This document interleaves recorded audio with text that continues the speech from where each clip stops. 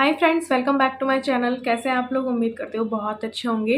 मैं भी बहुत अच्छी हूँ। और आज जो है मैं एक रिक्वेस्टेड वीडियो ही बना रही हूँ, क्योंकि ये इसकी ना रिक्वेस्ट मुझे काफ़ी टाइम पहले आई थी। तनवीर जी ने बहुत बार मुझे ये बोला था कि पीपीएफ के बारे में बता दीजिए, पीपीएफ के बारे में बता दीजिए। पीपीएफ कुछ 2 से 3 महीने पहले मैंने अकाउंट खुलवाया था, तो वीडियोज़ में बोला था, तो फिर तब से ही वो पीपीएफ के बारे में पूछना चाह रही थी। तो देखो, मुझे भी ज़्यादा जानकारी नहीं है, मुझे भी ज़्यादा नॉलेज नहीं है, लेकिन मैंने नेट पे पढ़ के ही ये सब कुछ किया था कि भाई इतने मैं जमा कराऊंगी तो मुझे कितना मैच्योरिटी पे मिलेगा, इतना अमाउंट में जमा कराऊंगी तो मुझे मैच्योरिटी पे कितना मिलेगा। ये सब कुछ मैंने सब कुछ पढ़ा ही था, तो मुझे ऐसी कोई नॉलेज नहीं है इस बारे में।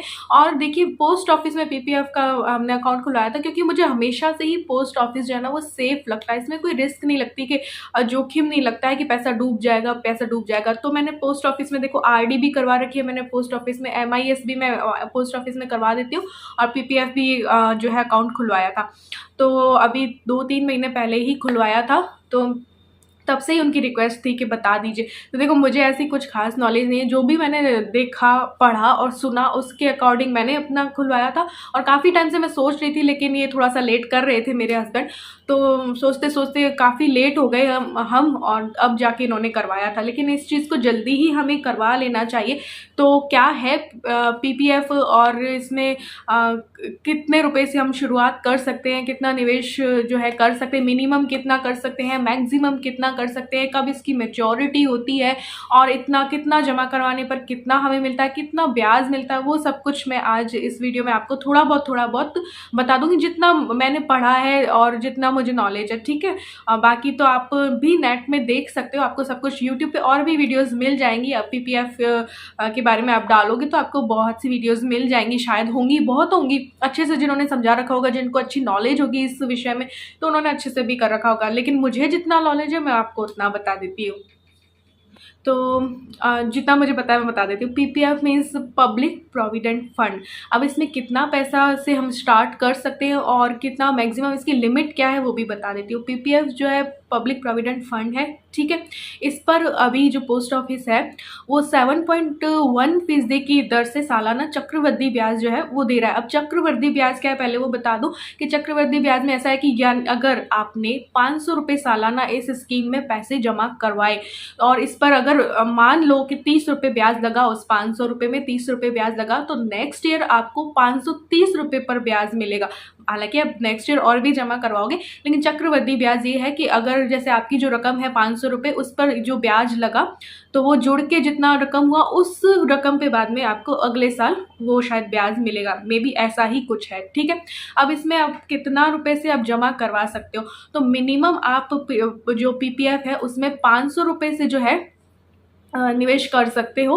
सालाना 500 रुपये तो आपको जमा करवाने ही करवाने होंगे। एक बार आपने खाता खुलवा लिया और 500 रुपये जमा करवा दिए, मान लो सालाना करवाए, तो आपको हर साल 500 रुपये जमा करवाने होंगे। और इसका मैच्योरिटी पीरियड क्या है वो भी मैं बता दूं कि इसका मैच्योरिटी पीरियड 15 साल है। ये लॉन्ग टर्म के लिए है, ये शॉर्ट टर्म के लिए नहीं है, ये लॉन्ग टर्म के लिए है। तो ज़रूरी नहीं कि 500 ही आप जमा करो, आपके पास जितने भी हैं आप उतने जमा करवा सकते हो, ठीक है। तो 15 साल में ये मैच्योर होगा, और उसके बाद भी अगर उस 15 साल बाद भी आपको उस पैसे की ज़रूरत नहीं है, मान लो उस पैसे की ज़रूरत नहीं है, तो आप 5 साल और उसे आगे बढ़ा सकते हो। फिर उस 5 साल के बाद भी अगर आपको उस पैसे की ज़रूरत नहीं है तो मे बी आप 5 साल और आगे बढ़ा सकते हो। लेकिन एक बार जो इसका मैच्योरिटी पीरियड है वो 15 साल ही है।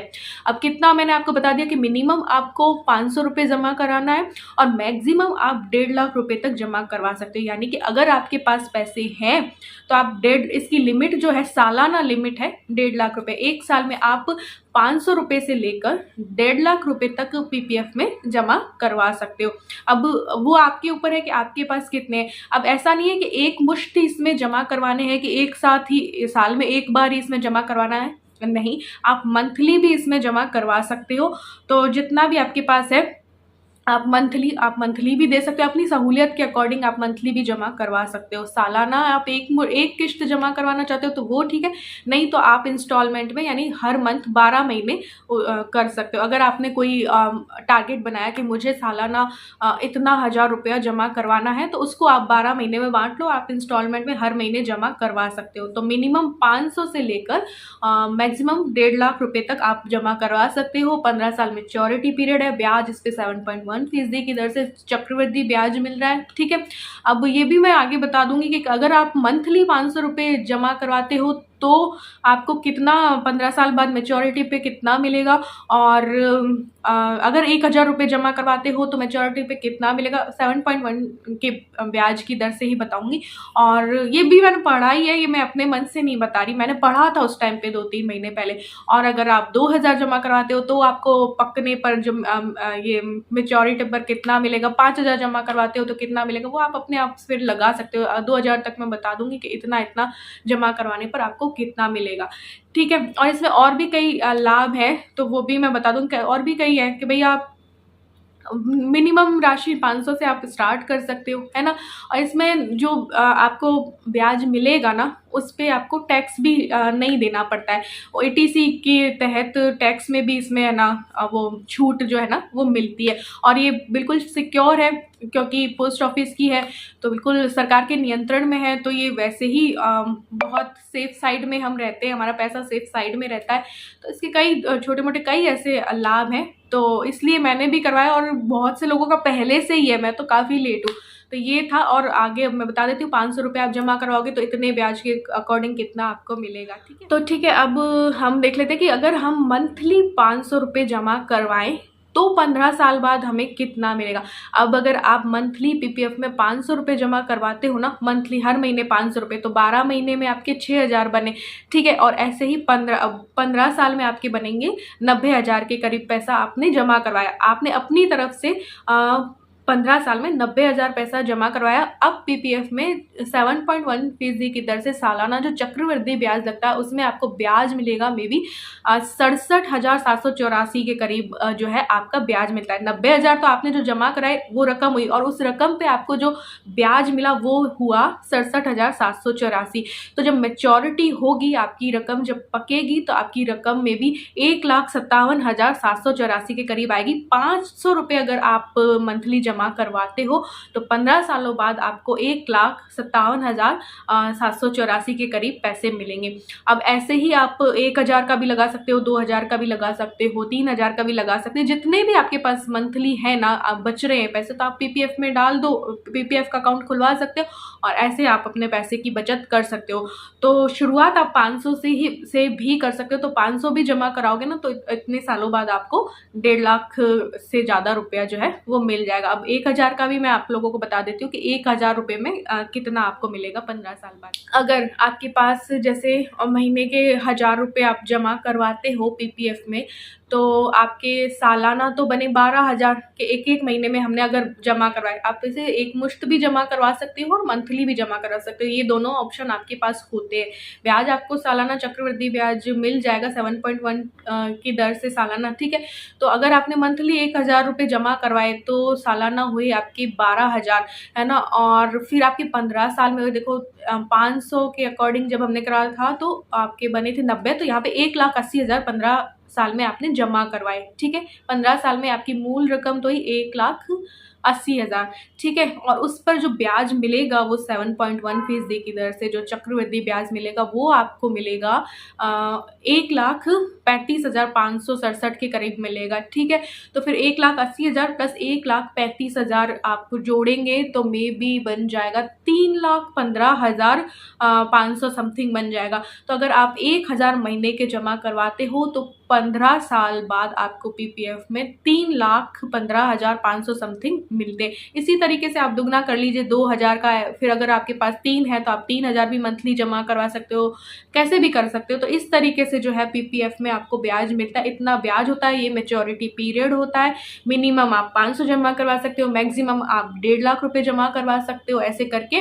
तो इस तरीके से आपके पैसे जो है पीपीएफ में बनते हैं, ठीक है। और ये भी मैंने आपको बता दिया कि भाई 15 साल बाद आप आपको उस रकम की ज़रूरत नहीं है तो आप 5 साल और आगे उसको बढ़ा सकते हो, ठीक है। अब पीपीएफ का खाता मैंने ये भी पढ़ा है कि 10 साल से कम उम्र के बच्चे का भी हम खुलवा सकते हैं।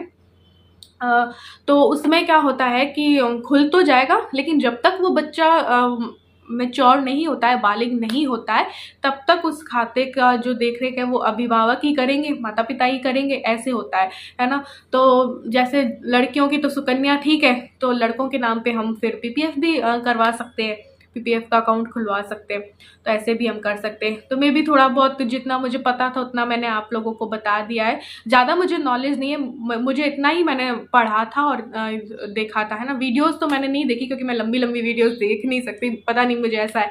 तो मैं हाँ पढ़ लेती हूँ, तो मैंने नेट पे पढ़ा था कि इसी तरीके से पढ़ा था। तो फिर मैं भी जो है ज़्यादा अभी रकम नहीं डाल रही हूँ, क्योंकि देखो बहुत सारे खर्चे होते हैं, तो कभी आधा कहीं डालना पड़ता है, कभी कहीं डालना पड़ता है। देखो आरडी भी चल रही है और ये भी थोड़ा सा खुलवाया, तो कम कम ही डाल रही हूँ, जितना मेरे से बन पाता है उतना एक बार मैंने सोच रखा है कि डाल देंगे। ऐसा फिक्स नहीं है कि ये ही डालना है, जितना जैसे बन पड़ता है उतना डाल देंगे, मैंने ये सोच रखा है। तो ऐसे ही करके मैंने खुलवाया था। और अभी बीच में तो प्रॉब्लम भी आ गई थी, तो 2 महीने में जमा भी नहीं करवा पाए, क्योंकि कुछ इन्होंने मोबाइल जो है चेंज किया था, उसकी वजह से ब्लॉक भी कुछ हो गया था। तो अब इस महीने डाले थे फिर हमने। तो चलिए, तनवीर जी को मे भी समझ आ गया होगा, और मुझसे भी ज़्यादा नॉलेज रखने वाले हैं इस दुनिया में, तो पीपीएफ के ऊपर और भी वीडियोस बनी हुई होंगी, तो आप वो चेक कर लीजिएगा, आपको और अच्छे से समझ आ जाएगा। मेरा समझ नहीं आया होगा तो आपको और अच्छे से समझ आ जाएगा वहाँ पे। तो चलिए, एक वीडियो और एक रिक्वेस्टेड बनानी है, तो वो भी मैं इसके बाद शूट करती हूँ।